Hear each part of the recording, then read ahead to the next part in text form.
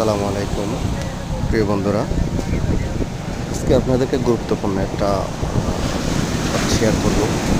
যারা হচ্ছে যে কি কক্সবাজার সমুদ্র সৈকতে ঘুরতে আসেন, কক্সবাজার সমুদ্র সৈকতের পরিস্থিতি, আপনার জোয়ার ভাটা, আপনার এটার মানে কি ওয়েদারের মানে কি বিস্তারিত যদি জানার ইচ্ছা থাকে, আপনারা কোত্থেকে জানবেন, এটা হচ্ছে যে কি মূল কথা।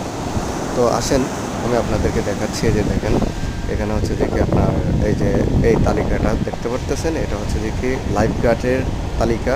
এখানে আপনার বাটা মানে কি কয়টা থেকে কয়টা হবে, জোয়ার কয়টা থেকে কয়টা হবে, বাতাস কীরকম, হ্যাঁ, বিস্তারিত এখানে বিস্তারিত সব কিছু দেওয়া আছে। তো আপনারা আসলে কি এখানে অনেকজনে অনেক কিছু জানেন, আসে হুট করে নেমে যায়, কী হবে কী হবে না সেটা একটু দেখেন না। বাচ্চাদের নিয়ে আসেন, ফ্যামিলি নিয়ে আসেন। তো আপনাদেরকে রিকোয়েস্ট করব, আপনারা আসার আগে আপনারা বিচে যখন নামবেন, তখন হচ্ছে যে লাইফ গার্ডের এখানে যাবেন, সাগরের পরিস্থিতি জানবেন।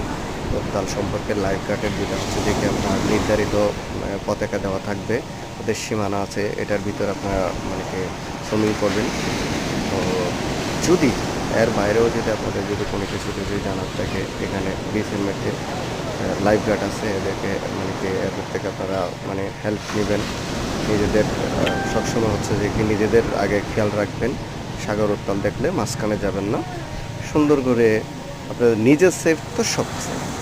আমার কথা হচ্ছে যে কি আমি নিজে সুন্দর করে ইয়ে ইয়ে করবো, কারো থেকে কোনো কিছু ভালো লাগবে না।